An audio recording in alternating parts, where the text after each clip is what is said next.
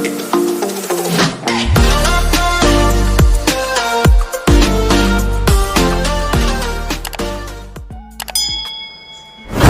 teman-teman, bagaimana kabarnya hari ini? Tentunya sehat ya, jangan sakit-sakit. Nah, pertama-tama kita ucapkan panganjali umat dulu ya. Om Swastiastu, tabe salamat lingkunalatai, salam sahujud karende melempang. Om Awigena Masduna Masidam, Om Anubrada Kartayantu Viswata. Semoga pikiran yang baik datang dari segala penjuru. Nah teman-teman, pada kesempatan kali ini saya akan mengajak teman-teman untuk mengetahui lebih dalam lagi tentang agama Hindu Keharingan. Terkhususnya menjelaskan apa-apa saja sarana prasarana yang digunakan saat persembahyangan basarah.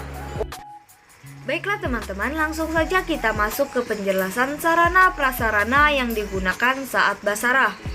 Ada 11 macam, yaitu sangku, beras, bulu ekor tingang, sipa atau giling pinang, ruku atau rukun tarahan, duit singgah hambaruan, BH sambaruan, undus tanak, tampung tawar, parapen, garu atau mayan, tenteluh manuk, dan juga kambang atau bunga. Yang pertama adalah sangku. Sangku biasanya digunakan pada upacara keagamaan, lebih-lebih pada upacara basarah. Dalam bahasa Sangyang disebut dengan nama sangku tambak raja. Dengan istilah atau nama tersebut berarti sangku itu telah dilengkapi dengan alat-alat upacara basarah. Dalam upacara basarah, sangku tambak raja ditempatkan di atas meja kecil sehingga tampak lebih tinggi dari lantai tempat duduk. Di atas meja kecil, sangku diletakkan di atas alas kain yang bersih yang berwarna-warni selain warna hitam. Sangku tambak raja merupakan perwujudan dari seluruh kemahakuasaan Ranying Hatala Langit sebagai simbolis penyatuan batin umat yang melaksanakan basarah ke hadapan Ranying Hatala Langit. Oleh karena itu, sangku tambak raja selalu ditempatkan di tengah-tengah tempat basarah. Yang kedua adalah beras. Dalam bahasa Sangyang, behas atau beras disebut dengan nama behas mayange tingang. Pemakaian behas berdasarkan mitologi agama Keharingan bahwa pada masa penciptaan alam semesta, Ranying Hatala Langit menciptakan beras untuk menjaga kelangsungan kehidupan Raja Munu yang menjadi asal mula umat manusia di dunia ini. Dan kelangsungan hubungan dengan Ranying Hatala Langit dari mitologi tersebut, umat Keharingan yang merupakan keturunan Raja Bunu meyakini bahwa di dalam beras itu telah terkandung kekuasaan Ranying Hatala Langit, sehingga menjadi sarana yang menghubungkan manusia dengan Ranying Hatala Langit. Yang ketiga adalah bulu ekor tingang. Dalam bahasa Sangyang, bulu ekor tingang disebut dengan dandang tingang, yang menurut mitologi agama Hindu Keharingan bahwa burung tingang adalah salah satu yang merupakan penciptaan Ranying Hatala Langit, merupakan perubahan wujud luhing pantung tingang yang terlepas dan kejadian dengan keberadaan Nyalung Keharingan Belum, air suci kehidupan atau Tirta Amerta, pada saat Raja Bunu menerimanya dari Ranying Hatala Langit yang kemudian berubah wujud menjadi seekor burung tingang yang disebut dalam bahasa Sangyang Tingang Ranggang Bapatung Nyaho. Mitologi tersebut terjadi di Lewu Batuni dan Tarung, Rundung Kareng Liang Bantilung Nyaring, yaitu suatu tempat di alam atas atau Tasik Rampang Matan Andau. Oleh karena itu, di dalam berbagai upacara besar, di dalam pelaksanaan upacara basarah, burung tingang tersebut dilambangkan dengan dandang tingang. Juga memiliki khas tersendiri, yaitu berupa warna hitam yang memisahkan warna putih menjadi dua bagian, yaitu warna putih di atas, warna hitam di tengah, dan bagian bawah berwarna putih. Ciri khas ini tidak terdapat pada bulu burung lainnya. Dilihat dari filsafat keagamaan Hindu Keharingan sendiri, warna dandang tingang disebut mengandung arti simbolis, yaitu warna putih di bagian atas berarti alam kekuasaan Ranying Hatala Langit, Tuhan Yang Maha Esa. Warna hitam di tengah berarti alam kehidupan manusia di dunia ini, yang penuh dengan pertentangan antara kebenaran dengan ketidakbenaran. Warna putih di bagian bawah berarti kesucian yang dapat dicapai melalui usaha individu melawan ketidakbenaran adharma yang pada saatnya bila dihubungkan dengan upacara keagamaan, yaitu sampai kepada upacara tiwah atau ngaben. Yang keempat dan yang kelima adalah sipa atau giling pinang dan ruku atau rukun tarahan. Sipa yang disebut dalam bahasa Sangyang yaitu giling pinang terdiri dari daun sirih, kapur, buah pinang, dan juga tembakau. Cara membuatnya yaitu daun sirih diolesi dengan kapur sirih, kemudian dilipat membundar sehingga membentuk kerucut sebesar ibu jari tangan, dan diisi dengan belahan buah pinang. Yang kelima adalah rukun, yaitu disebut dalam bahasa Sangyang rukun tarahan, yaitu rokok yang terbuat dari daun nipah yang disebut rokok pusuk, dan ini dapat diganti dengan rokok biasa jika tidak ada rokok pusuk. Nah, bagi teman-teman yang masih bingung bagaimana bentuk giling pinang dan juga rukun tarahan yang sudah dibuat, teman-teman dapat melihatnya pada gambar di samping. Yang keenam adalah duit singgah hambaruan. Duit singgah hambaruan dalam bahasa Sangyang disebut bulau pungkal raja, yaitu mata uang yang digunakan sebagai alat tukar yang sah. Uang yang digunakan hendaknya mata uang perak, akan tetapi lebih baik pula jika singgah sangku itu memakai emas.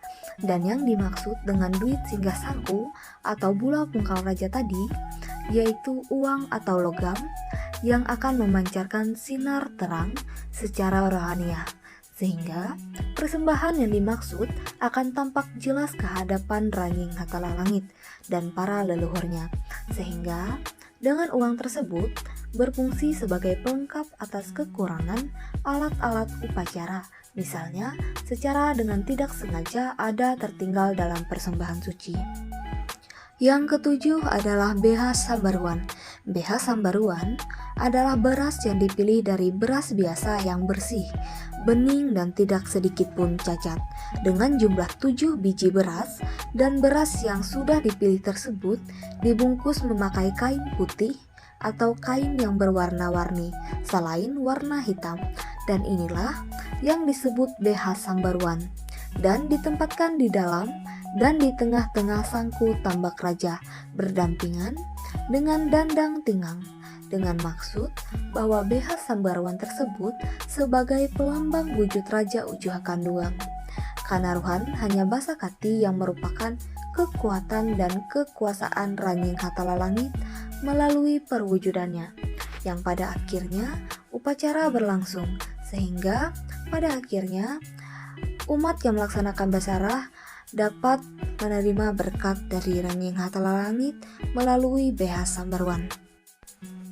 Yang kedelapan adalah undus tanak. Undus tanak dalam bahasa Sangyang disebut minyak bangkang hasilan tingang atau uring katilampung nyahung, yaitu minyak kelapa yang terbaik atau disebut undus tanak, dibuat dari buah kelapa biasa, dan dalam agama Hindu Keharingan memiliki mitologi tersendiri yang disebut bahwa buah kelapa adalah penjelmaan dan penyatuan dari Kepala Mangkut Amat Sangin dan Nyai Jaya Sangyang. Maka oleh karena itu, buah kelapa dalam bahasa Sangyang disebut buah katilambung nyahung.